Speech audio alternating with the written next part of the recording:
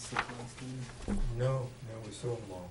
Oh, the one that... The one we had left, yeah, we sold them all. So we got rid of them, huh? So it worked out. Yeah. Yeah. So my wife went out and bought it. So now I have 8 dogs. Oh my gosh. I thought I was the only crazy dog person. We No, got- I had 16 at one time. I only have 5. Oh. What type? They're all over 70 pounds. Oh, all right. Boxer Shepherd, Oh, okay. Mastiff mix, 2 Okay. German Shepherds, an Alaskan Husky, and a Border Collie pit mix. Yeah. So nobody breaks into your house, I'm assuming? No.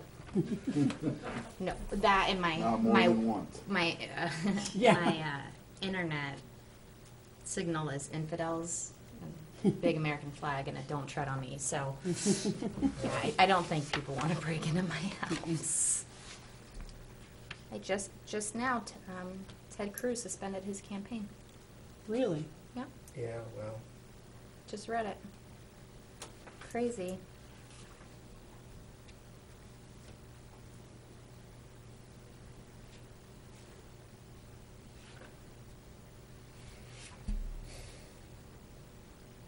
and they haven't been able to call Indiana for either Clinton or Sanders yet.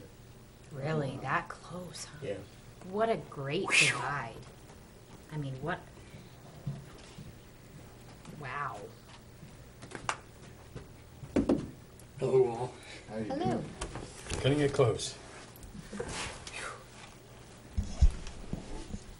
Now you got 2 minutes to spare.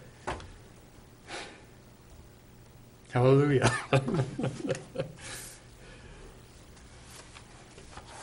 Too close to call. That just amazes me. I mean, I'm glad, but that amazes me. It's too close to call. Indiana, Clinton versus For the Sanders. Democrats. They just said Cruz dropped out. Yeah. I just saw that. Oh, did you? So Okay. he dropped completely out of Well, it? he's suspended, which means he can still keep his delegates, but yeah. Shocking news. I didn't expect that. Neither did I. It'll be a very interesting time. It is the strangest election cycle. I haven't been through that many, but I worked in lobbying for a long time, and I thought 2008 was strange. This is You This and is half just- the other this is- rest of the country. this is insane. This is just crazy. Yeah. Old way of doing things is going out the door.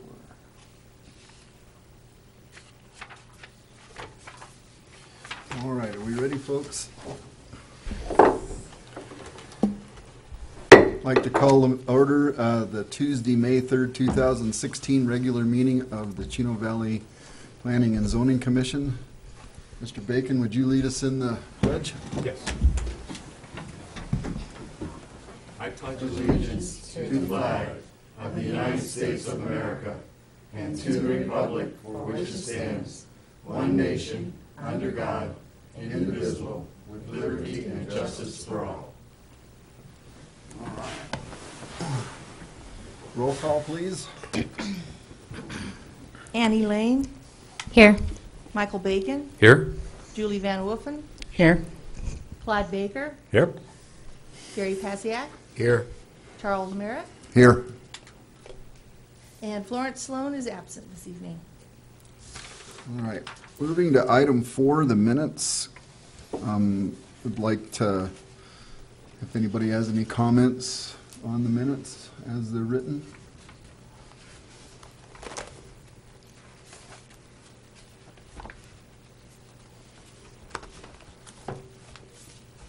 Any questions? I'd entertain a motion to approve the minutes as written. I'll move to approve the minutes of the April 13th, 2016 special meeting as written. Have a motion I'll second that motion. and a second. Any more discussion?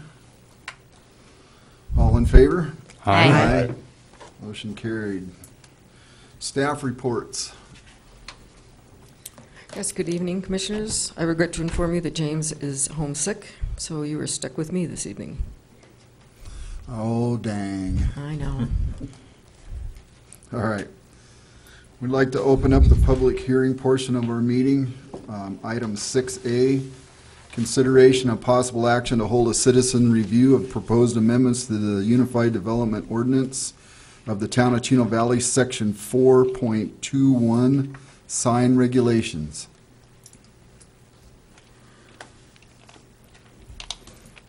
Good evening, Commissioners. Before you, you have the most recent draft of the sign regulations that we've been working on for quite some time, trying to amend to bring them into conformance with state law and the most recent Supreme Court decision regarding signage. Oh, I can click. I keep forgetting. So just to review quickly, we had been working on this previously, suspended our work till the Reed v. Gilbert case was decided, which has been, and we are picking up where we left off and trying to revise the zoning ordinance now to make it more user-friendly, to make it adaptable to what the businesses in the community need, and to bring it into compliance with Reed. As James has explained to you, the town can't use the content of the sign anymore to regulate signs. It can only be on manner and placement. So that was the crux of the Reed decision, and so as many of the classifications of signage that we have are based on content, which means if you have to read the sign to understand what kind of sign it is, then your regulation is content-based. So for instance, real estate signs, content-based, we have to change those regulations. We can't regulate them now strictly because they are a real estate sign. So those are some of the things that we've addressed, and we'll go through these changes in a few minutes. James has also done a survey with the Chamber of Council and has linked the results on the town's website. We have also taken a look at the signage codes for the City of Prescott and the Town of Prescott Valley in making sure that we are not too far out of line of what the surrounding communities are doing. This is something that businesses that are locating in the community or considering one community over another will take a look at what the signage regulations are. So we don't want to be too strict and we don't want to be too lenient. We have to find that magical happy medium. We have been also, James has also been meeting with some members of the business community to discuss some of the proposed changes and how they will affect businesses. He met with 2 of them again this past week and made quite a bit of progress with those business owners that were present. In terms of the sign regulations, you should have received a copy of the most recent strikeouts and amendments from the from James and the attorney. We've gone through quite a bit of this, like I said. Those of you who forgot your packets have a copy of mine with my scribbles on it, and we'll go through those as well. So I can interpret, and it'll give you a better understanding. And if you want my copy with my notes, I'm happy to give it to you. It helps you. It may help you understand better where we're going with this.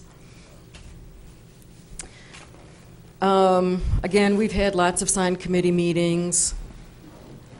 The major points that we need to cover again are the business concerns, Reed v. Gilbert, and one of the things that we are looking at regulating, again, rather than based on content, especially in Chino Valley, is this based on highway or road speed. The faster you go, the larger sign you need for people to be able to read at that size. Again, we can't regulate signage by its content, or the manner, only its size and its placement. Right now, we have regulations that regulate signage for schools, signage for churches. Those are not things that we can regulate because you have to read the sign to tell whether or not it is in conformance with the code.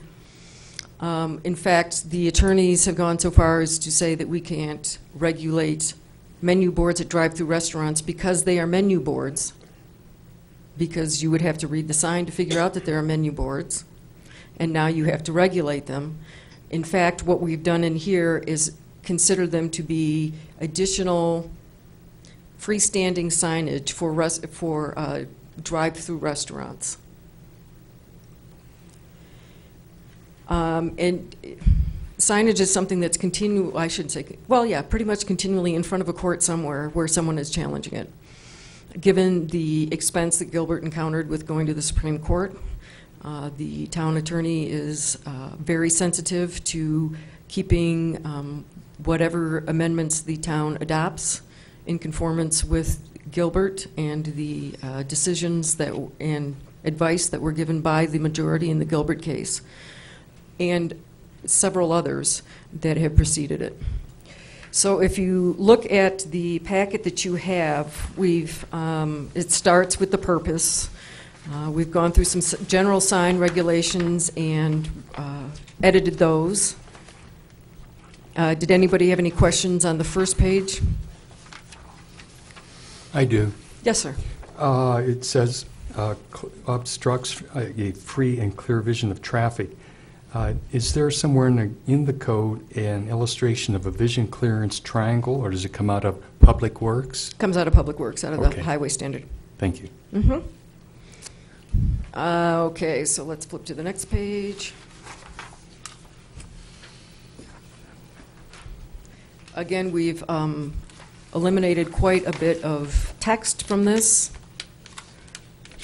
and reduced section 4.21.3 to about half of its previous size. We've also in 4.21 talk about how we're going to be measuring signs. We have not changed significantly the way that we measure signs. Any questions on that section? This is just maybe a picky question. Mm-hmm. On item F, it says, "No illumination of any sign shall cast light onto any adjoining residential district." If you have a perpendicular sign along Highway 89, and Right. you have a close, and I guess it goes back 300 or 400 feet, so we really don't have an issue with residential then? No. Okay. Nope. No. The next page talks about non-planar or figural signs. We've stricken quite a bit of that on the attorney's recommendation because you have to look at that sign to regulate it. In sign height, on the next following page, we have changed the way the height of the sign is measured, measuring it from ground level rather than top of curb. I have a question regarding that. Mm-hmm. In Prescott, Walmart came in. They were required to put a monument sign in along 69. Mm-hmm. And if you go past 69, they measure from the ground, and you can barely see the sign. Mm-hmm. And so the question I have is, if they were allowed to raise it up further, they had a maximum height of 12 feet measured from ground level, which means from Highway 69, not until you're right there can you see the sign. Correct. So could you give me the rationale for changing this? For changing it to ground level? Yeah, yes, instead of the curb level, for instance, if it was at curb level Highway 69, they'd be able to see the sign much better. Right. First of all, they're not required to get a monument sign. They are also allowed to get a pole sign. Okay. So that if a business so chooses, they can have a higher sign that can be visible from the highway. We've increased the maximum height for those. So they would have an alternative. Okay. So anyone replacing a sign would be could either keep the sign they have or get a pole sign that's higher. If they want to increase the signage that they have, they can do that. If you have a new business coming in, the approval process for signage will be a part of especially for commercial, would be part of an approved site plan or a PAD, and it would be amended. The PAD would allow for that change. Okay, thank you. Any other questions on this? Again, you can kind of see here, those of you that have my notes, where we have gone through and made some edits. Some of the standards that have been set forth in the UDO previously really don't make a lot of sense. So we're striking a lot of this language in the standards portion. Previously, the table that you see in here was not here. This was just lines of text, lines of text, lines of text. We took all of those lines of text, reorganized them into this table, and the intent is to continue editing the content of the table to meet the letter of the law. So if you look at the table as it is now, we can't regulate based on purpose. So we will be changing those. We will be regulating on zoning distance, maximum dimensions, and one or more identification signs may be permitted. Okay, that doesn't really need to be in the code. If you go to the next page, we also talk about non-residential uses, and this is where we first start talking about regulating schools, group homes, farms, and the like. Again, because of Reed, we can't regulate the content of a sign, or we can't regulate a sign based on its content. So you're regarding the purpose as the content then? Those, in most cases, yes, the purpose does refer to the content. And this gets a little tricky.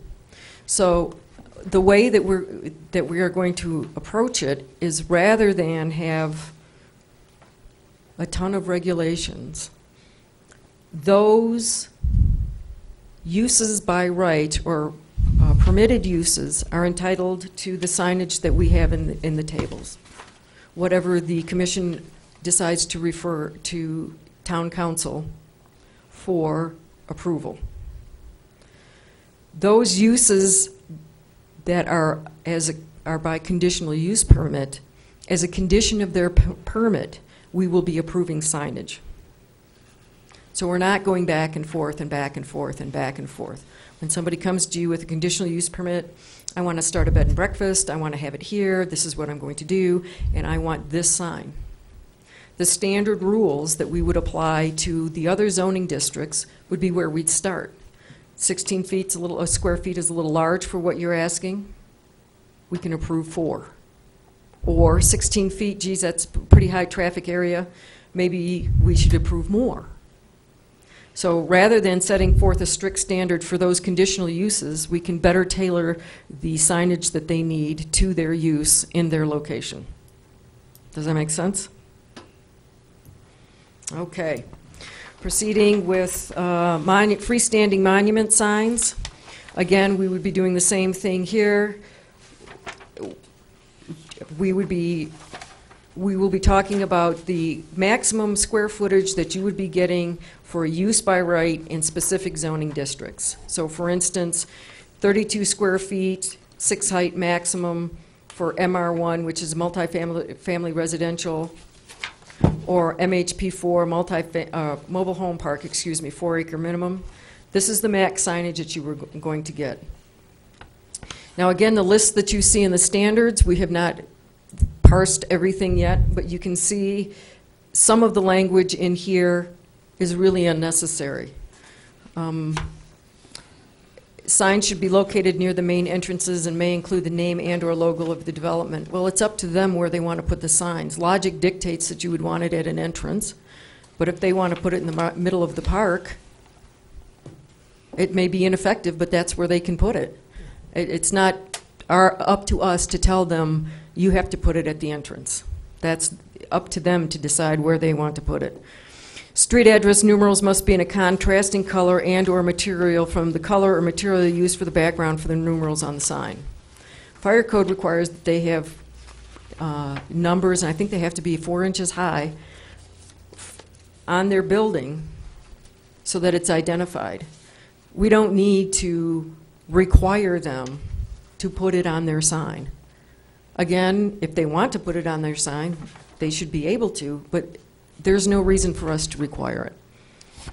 I have a question. Should we even have that language, signs should be located near the main entrance, because we're not requiring it? I mean, should we just delete it? Yes. That's, like I said, Yes. James was sick. We were going to go through and eliminate a bunch So of we this could today. look forward to quite a few more changes yet. Exactly. So I just wanted to walk you through what we've been discussing and where we're at. So when you see the next version, which is probably going to be 5, maybe 6 pages as opposed to 20 odd, Okay. you won't be shocked. Okay. All right? Yeah, we'll be grateful. Ruth. Well, I'm hoping that the business community is grateful as well. Yeah, Ruth, one item. Uh-huh. On the table where it has two freestanding monument signage, this sheet right here. Okay, yeah? Okay. Under the multiple building developments or commercial centers, I think you're a little ahead of me here. Are you on freestanding monument signage? yes. Multiple residents. And it says multiple building developments or commercial centers. It says one sign shall be permitted for each 330 feet, and then it has 500 feet in Oh, yeah. parentheses. I think you're a couple pages up on me. Oh, I am? Okay. Yeah. I think you're I'll right. go back. Okay. So the reader panel signs, again, we have to refer to as electronic signs. Again, we would be eliminating the purpose as elementary and secondary schools and churches, and just refer instead to uses by right in specific zoning districts and conditional uses in other zoning districts. If you look at the wall signs, for those that have my copy, it looks like this. May I, before you go on, may I have Sure. another question? Reader panel signs, I think, are kind of going out. They're going to LEDs now. Correct. And I noticed later on in the code, they're not allowed. Anything moving is not allowed. Are we proposing to include LED signs as part of a reader panel sign at all? Yes. Okay. Yes, and that's the language that we are working with Phyllis on right now. Okay, right now. Their Okay. firm is writing the model ordinance for the league. So as they get things written and approved, it gets passed down to us so that we can incorporate it. Okay. So, Right. so if you'll notice on the wall signs, number 1, I'm almost to where you were, Gary. The other comment I have is that, what section is it for this visibility triangle? Is it 4.6 or 4.7? Visibility triangle? Yeah. Because depending on where you read in this code, it says 4.6 in one place and then 4.7 in another. Well, I'm going to have to go back and double check that because that Okay. is engineering standard. Yeah. And I don't think either one of those sections is correct, quite frankly. I don't think those are the correct numbers for the engineering portion. Okay, So we'll be changing that reference. thank you. So wall signs, you can see here under this one, under the maximum dimensions, how we will be addressing the speed limit of an adjacent roadway and factoring in a larger sign based on speeds.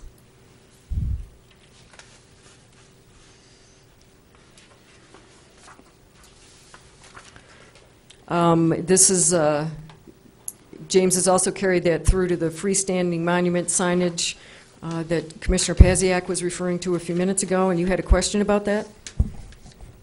Just that it's written 330 feet and it's numerically, it's put it down as 500, so you just need to correct. I'm not seeing where that is. It's on the bottom right-hand corner box. In the standard, One sign may be. Oh, I see what, okay. yeah. Gotcha.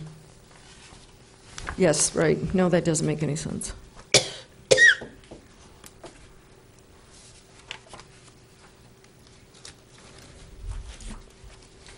Again, directional signage, that was what the whole case was over, so those are gone.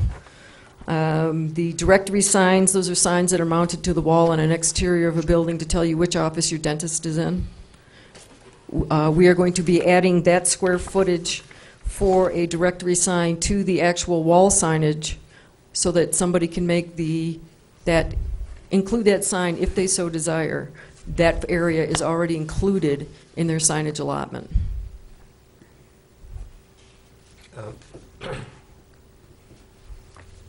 The standard says it shall not be included. Right, exactly, and that's going to be struck. Oh, We're sitting here picking this thing to death, and this isn't really anything close to what we're gonna be dealing with. Well, that's why I want to go through this. I want you to get an idea of where we are going with this. Okay, that's good. So, like I said, we're going to be going from 20-odd pages to probably 5 or 6. So when it lands in front of you, I don't want you to be surprised that all of this is gone. Oh, okay. So that's why I want to walk through these iterations, and if we miss something like 300 versus 500, now's the time to catch that as well. Okay. But yes, most of these standards will be gone. Drive-through restaurant menu boards. Again, we have to limit those based on wall sign or freestanding signage, excuse me. Some of them are freestanding, some of them are wall signage. And we will be increasing the allotment of wall or freestanding signage for businesses with drive-through services. To make up for where this goes away. Mm-hmm. Yes. Ruth, I just have a comment on, it says at the landscape area at the base of the sign area. I noticed there was no size of the landscape area. And another comment is in some of these restaurants, the space is really tight to even have a landscape area, and it just becomes minuscule. I think you'll be looking at that as well? Oh, yes. The standards, again, these standards, Okay, no. all right. Again, because it regulates the content, the sign is regulated by the content because it's a menu board sign. We can't regulate it in that manner anymore with So this whole thing's gonna go away, basically. a lot of this is going to have to go away, Okay. unless we want to go to the Supreme Court. May I? Yes. I'm one of those people that didn't bring my own packet, and this might help. Ruth's packet with her notes has it all scratched out and scribbled Oh, yes, out. they're all, it's all crossed out. Thank you. We did not do anything with shingle signs and projecting signs, awning signs, parapet or mansard signs, because those are all regulated based on location rather than content. Again, we should be looking at hopefully we're all together on the table where we're talking about grand opening, banners, pennants, displays, and I've added flags to my version, those of you looking at my copy. So again, we can't regulate grand opening because it's a grand opening sign and we're regulating content.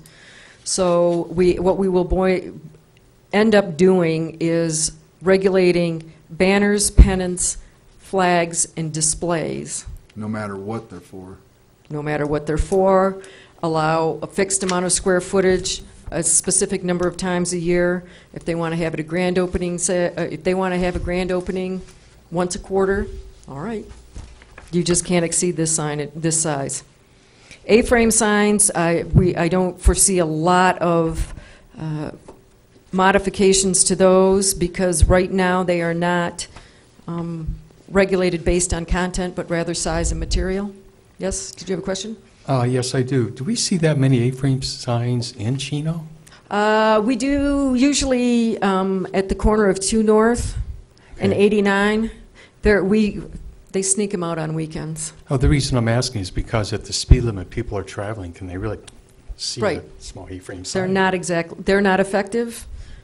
In my opinion, they're not effective at that speed. I agree. But, Makes the business owner feel better. right. And if the business owner thinks it helps them, well, then we need to accommodate that. We're going to have to completely re-examine the political signs. We're working with Phyllis on that. The legislature just amended all of this 2 or 3 years ago, and now we're going to have to go through it again. I don't know that we'll be doing a lot of changes to that prior to the election. I think rather we're going to end up seeing what it is the attorneys decide we can and can't do under Reed with political signs. Turning to real estate signs, like we talked about early, most of these are just we are not going to regulate as real estate signs because, again, that's based on the content.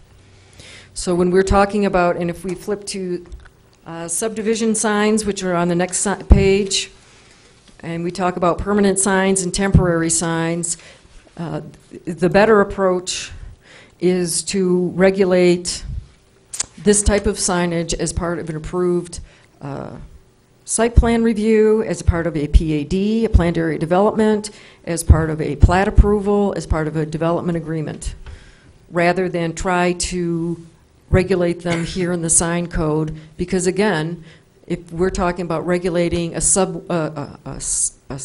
entrance code or sign that says Heritage Farms on it, you have to read the sign to figure out it's talking about this subdivision. And under Reed, we can't regulate it that way. For us to try to regulate it based on materials or colors or anything like that would be futile, quite frankly, because there are too many differences in how some of these subdivisions are designed, and it would not address commercial subdivisions or industrial subdivisions and the signage that they would require, which is entirely different. So rather than try to include this group of signage, the subdivisions, the real estate signs, in the UDO, because most of this talks about master planned residential subdivisions, that signage will have to be approved as part of either the final plat, the planned area development, or a development agreement that goes along with the final plat. And I think that brings us to the end. Yes, the rest of this, there's quite a bit of it that has been struck. Talking about political signs, specifics on construction or development signs, directory signs. The information that's in this text has been moved back to the tables that we just discussed so that it's easier to find and read and figure out what it is you can and cannot have. So are there any other questions?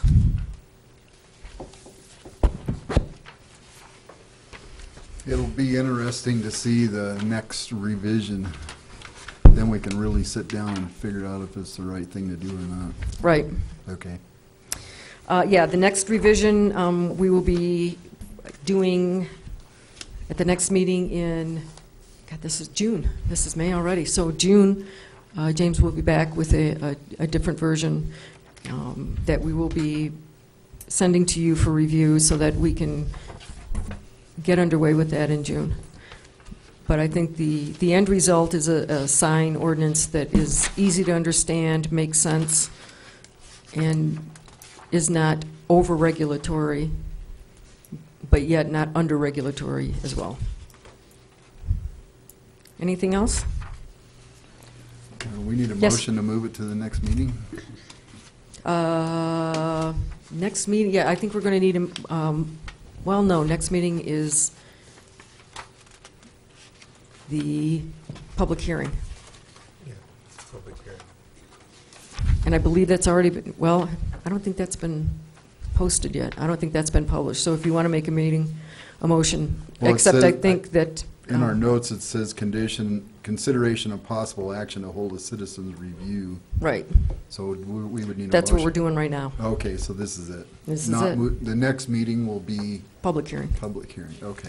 And, Thank- I'm sorry, Commissioner Lane, you had a question? Two-part question. With the signage changes, I'm assuming that they go into effect once the current sign is up, when the current business is up for reapplication for the sign. Is there going to be a cost offset for that? So what will happen is, there will be a 30-day period, Okay. so that if anybody objects to what we've done, they can file in Superior Court. Once that period's up, as signs licenses expire, they will be coming into conformance with the new ordinance. Most of them are going to be, because this ordinance is so restrictive in the size, most of the businesses are going to end up with more signage rather than less. They still will, if they want to get, if they only had a 20 square foot sign and they can now get a 40 square foot sign, they still have to come through the approval process for changing that sign. But at least they have that available to them. Does that answer your question? Yes. Okay. So what you're saying is that the existing sign regulations are much more restrictive than what the new sign regulations will be. Correct. Right now, if you are looking at a commercial sign, it's a commercial signage, on a wall signage on a building, you're allowed 1 linear foot, or 1 square foot per 1 linear foot of the building frontage. Most municipalities allow 2 square feet per linear foot of frontage, rather than just 1. So the intent here is to move up to that 2 foot and allow for a multiplier based on speed, and then come back and let the building and business owners that want to upgrade or increase their sign size do so. Thank you. Yep. Any other questions, comments? The only comment I have is that this sign ordinance also has a section on the legal non-conforming. Correct. So everything that is legal non-conforming will still be in place. Correct. Everything that is legally non-conforming maintains that status. Excuse me. God bless you. Thank you. All right, so moving on to item 6B, consideration and possible action to hold a public hearing regarding ordinance 16-816 to amend the Unified Development Ordinance, Chapter 4, General Regulations. Point of order. Yes, Do we have to take an action on 6A? No. We already discussed that. Yeah, no, There was we no don't. motion necessary to move it forward. No. Okay. Any other stuff? No, just to take an action, that's all. That was my question, but Ruth said that this was the action that we needed to perform, was go through this part of the meeting. Everybody else set? All Okay, right. I'm going to start over again. Go ahead. Pardon? Yeah, go ahead.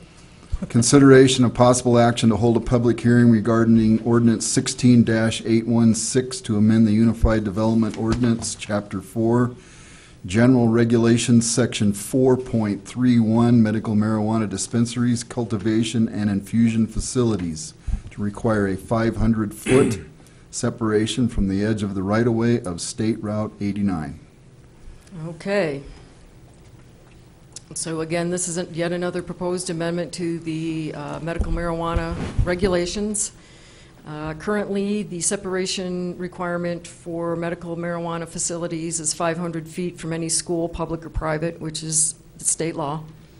The town has chosen to also include public parks, public buildings, or any public community centers to be have 500 feet separation from any medical marijuana cultivation or dispensary or other related facilities, so that there is that same separation. And 500 feet from any drug or alcohol rehab facility or correctional rehab transitional home, and 500 feet from any residential zoning district. Because of the changes in the medical marijuana law,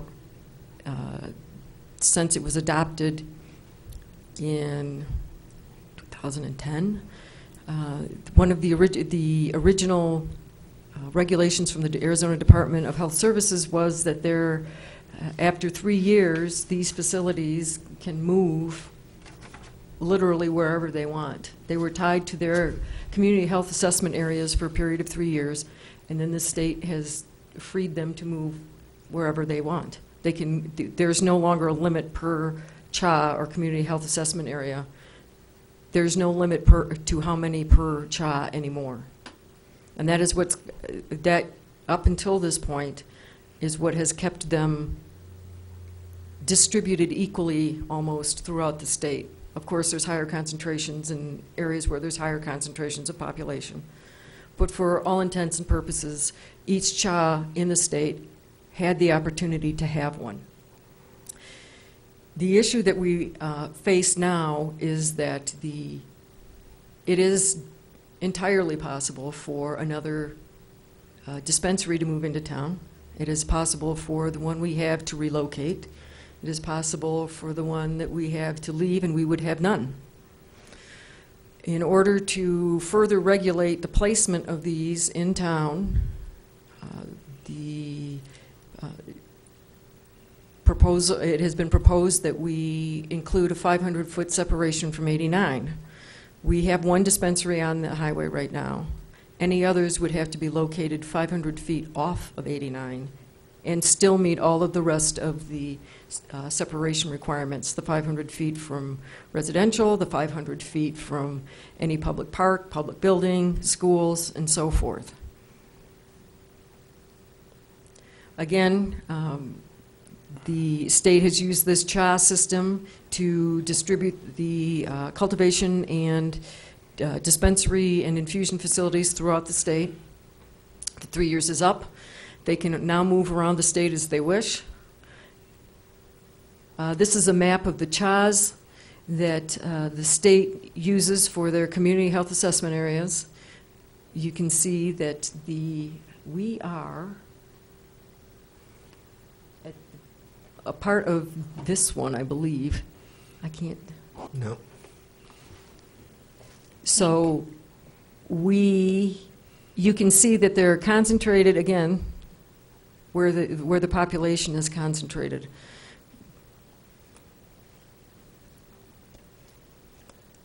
And again, why amend the UDO? We anticipate some movement of these facilities statewide. Many have expressed interest in coming here. The possibility of additional dispensaries coming to town, I think, is based on the reaction we've had and the feedback we've had from the community over the cultivation facilities. I don't think that the community as a whole would support additional dispensaries. If the current dispensary moves, under current law, a new dispensary could come in and locate anywhere they wanted, rather than being able to require that new dispensary to locate off of 89. So that's the purpose of amending the UDO to include this additional separation, so that these businesses are not right on 89. I'd be happy to answer any questions anybody has.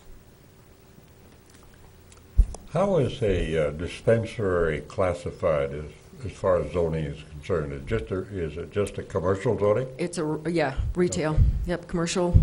So it would be permitted really in any commercial Correct. zone? I think it's industrial. Okay. Except now it's only allowed in, well, the retail use is allowed as a commercial light and a commercial heavy. But we have regulated the medical marijuana uses only in industrial. That's correct, yes. So there are a couple of places along 89 where you have mixed-use zoning that does include industrial that are on 89. I have two questions, Ruth.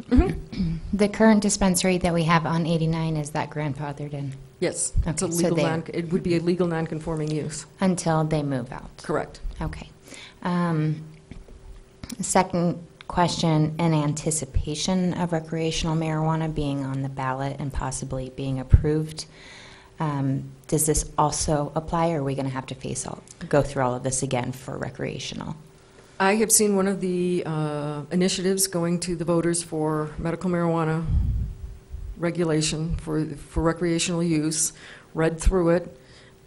We will be doing a lot of amending of what we've already done, because there are some things that will be changed Okay. in terms of how we regulate manner and placement of these. Thank you. So we're not done yet. I do have a question. We talk about considering moving these more than 500 feet from Highway 89 Right. in a zoned industrial or commercial area. Are we putting ourselves in harm's way liability-wise? Because we're expecting that particular business not to be on Highway 89, but we'll let other businesses be on Highway 89? I don't know. We can regulate medical marijuana because it is regulated differently by the state than any other retail. Okay, so that's our out. Exactly, for All right. the dispensaries, yes. Okay. This is, if you look at this, you can see the dark green buffer here. James has put together this map where you can see the 500-foot buffer from 89.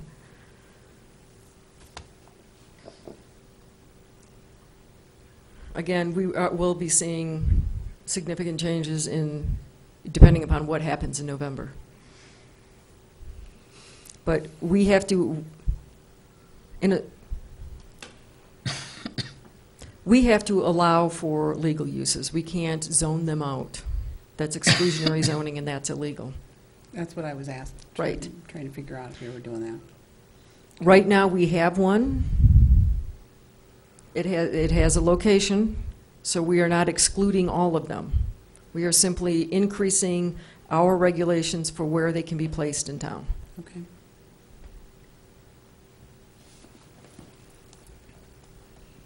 Anybody have any comments or questions? I just have a question.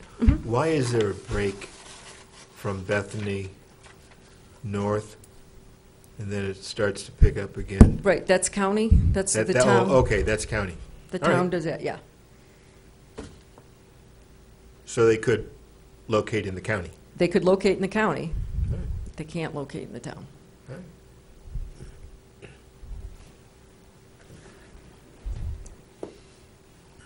No more questions? Any comments?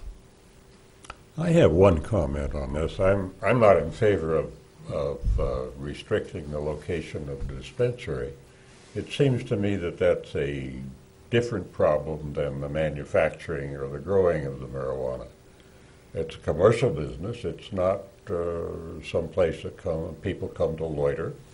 It will look no different than any other business in Arizona or in Chino. It would seem to me that a dispensary might bring some bad and needed traffic to 89, as a matter of fact. We seem to have plenty of room along 89 for anything.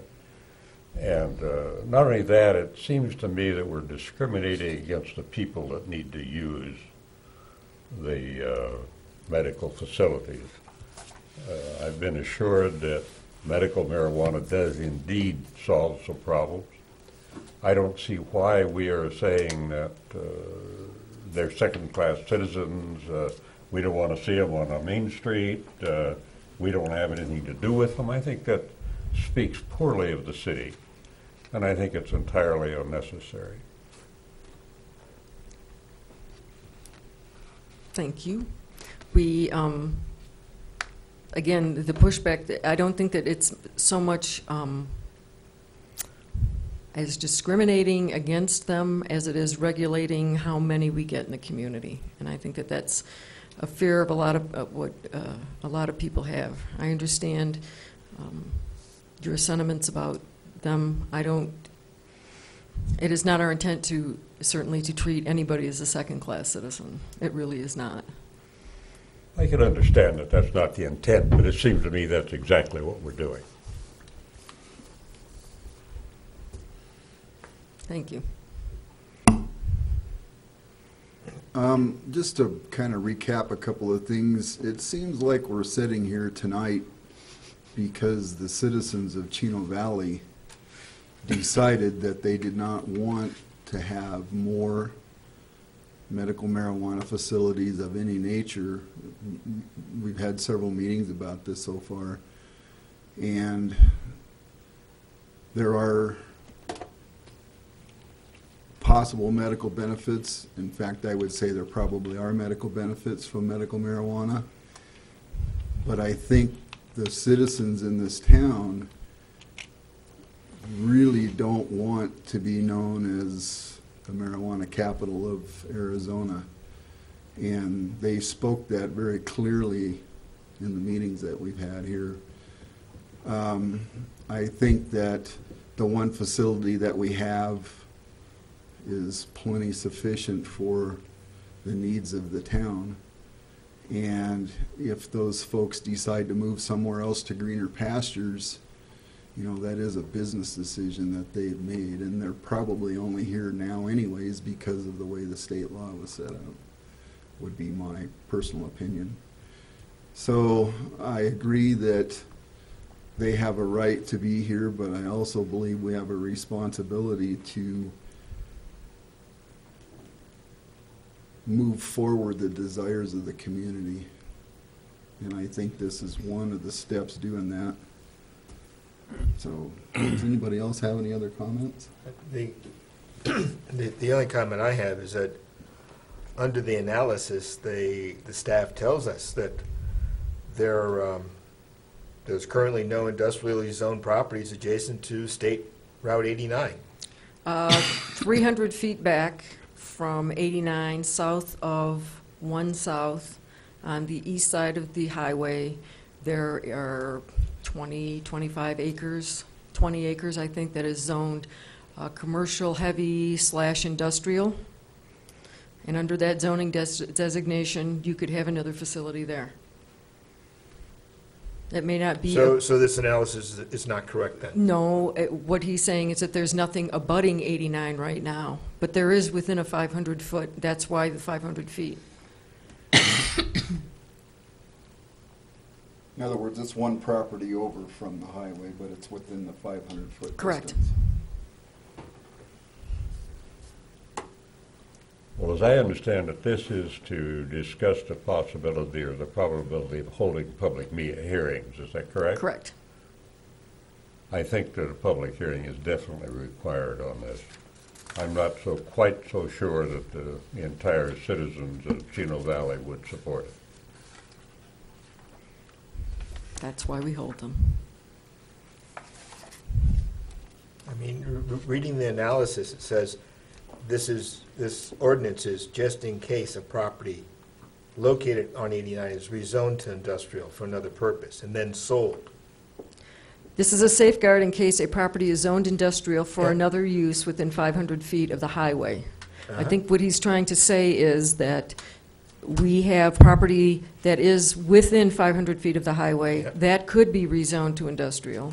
We Mhm. have right now property that is in close proximity to the highway, within 300 feet, Yeah. that is already zoned commercial industrial. It has a mixed zoning designation, which could, today, be developed as a medical marijuana use. Mhm. Well, as I understand it, a dispensary does not require industrial zoning. Yeah, it does. I'm sorry? Does a dispensary require As industrial? it's written now, yes. When we talk about it, The last set of amendments we made to the code was to Okay. require them in industrial. all right, thank you.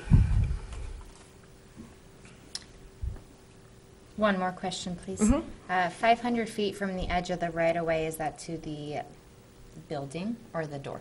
Oh, no, no, no, no. So you have state, let's go back to this. Where's, whoa.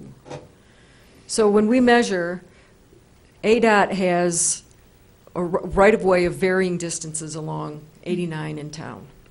So we measure from there, the back, what we would call back of curb, from their right-of-way, back 500 feet. In that 500-foot area, there can be no more medical marijuana uses. Gotcha. And that would be to the property line of Yes, the property, not some building or some landmark, but to the property that's line. right, to the property line. If the Okay. property is at all included in this 500 feet,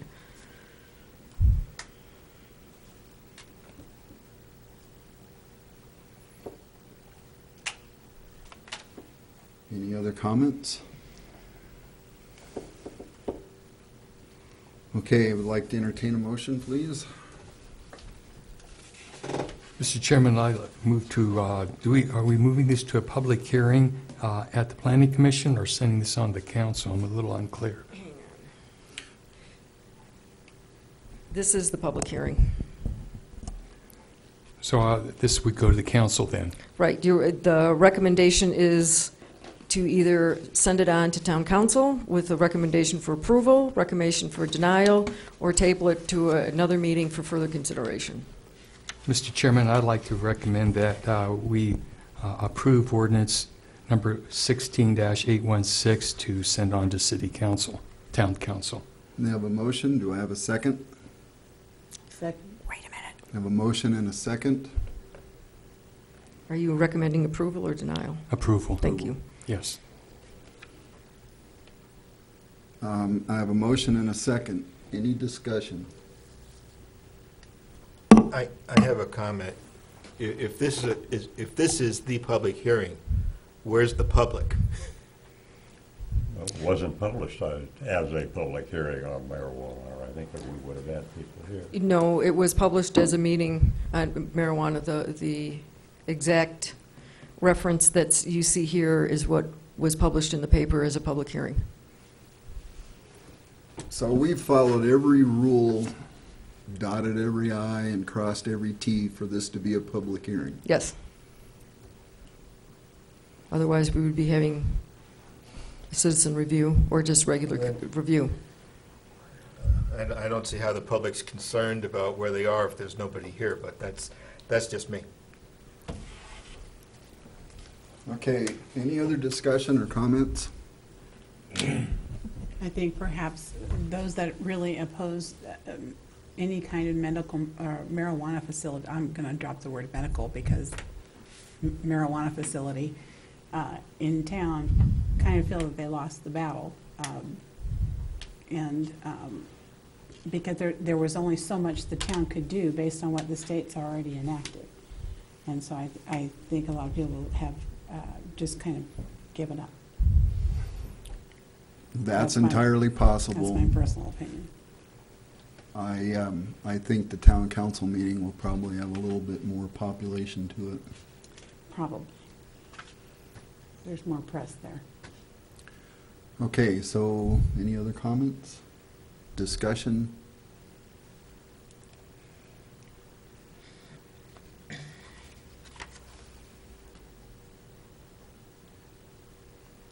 All right. I'm going to call for a vote. All in favor? Aye. Aye. Anybody opposed? Opposed? Aye. We have 3 opposed. 3 opposed, 3 in favor, so it would advance to town council with a recommendation of denial. As a point of order, I think the chairperson doesn't vote for a tie. I've not heard that. Well, There's no tie, there wasn't a tie until there was a vote. okay, well, there's a tie, and I don't know how you can forward it for approval if it's a tie. Well, a tie vote is a no vote, so it would be forwarded to town council as a recommendation not to approve Okay, on a vote of 3 to 3. okay, so it would be for not approval. Correct. Thank you. Can we send that with a recommendation for another public hearing in regards to the matter? You can request that they hold a public hearing at the town council meeting. I would like to do that. Okay, so perhaps someone would like to amend the motion to request a public hearing? Aren't they normally public hearings for ordinances at the town council? It's up to the town council whether or not they want to hold a public hearing. Unless it's specifically requested, they're not required to do so. Can we amend it at this point? Sure. Then I would recommend amending the motion that we call for a public hearing for this agenda item. I would so move. I'll second.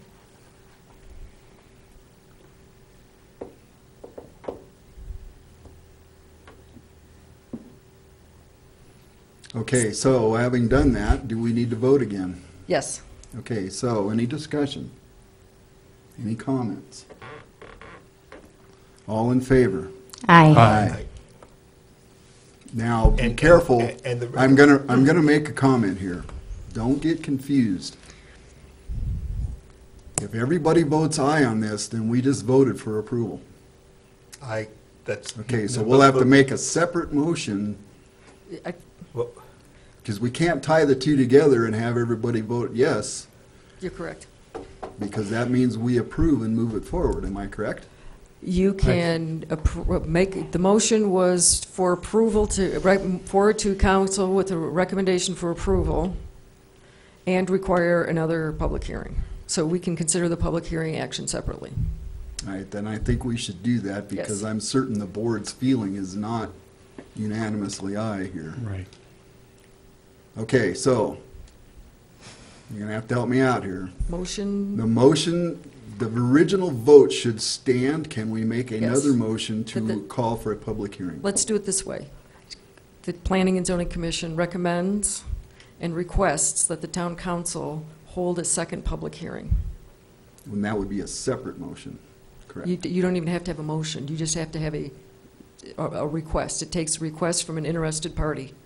Okay, so can the chair make that request? Sure. On behalf of the board, you can do it all on your own. Okay, then I'm going to request that we have a second public hearing for this ordinance change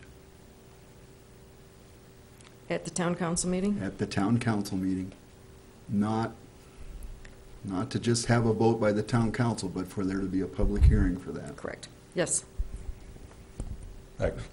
Okay, do you guys all agree with You that? bet. well, so that what is the exact recommendation going forward to the town council? Is it that the Planning and Zoning Commission voted 3-3, and we're recommending a second hearing? The recommendation going forward to town council will be that there was a 3-3 vote. Okay, A tie vote means no action. okay, The Planning and Zoning Commission has forwarded it at a tie. It's a no vote. You don't support the amendments. okay. And separately, you have requested that the town council hold a second public hearing. Okay, and then I guess it would come back to us again at If some time? town council, right, if the result of the public hearing is that town council decides that they want more time for this, then they can send it back to planning and zoning, they can hold some more hearings, or they can move on. They could also vote saying, thank you very much, but this is what we're doing. Correct. Yeah, I'm comfortable with that. Sounds good. All right, so the public is hopefully going to have another opportunity to speak their piece. Okay, item 6B is closed. We're moving on to item 7, non-public hearing action items. I have no non-public hearing action items. Moving forward to item 8, discussion items. Staff has no discussion items. Okay. Item 9, public comments. The public, as usual, speaks very loud here. Motion 10 to adjourn, please. I move we adjourn. I second that motion. All in favor? Aye. Aye. We're done. Okay.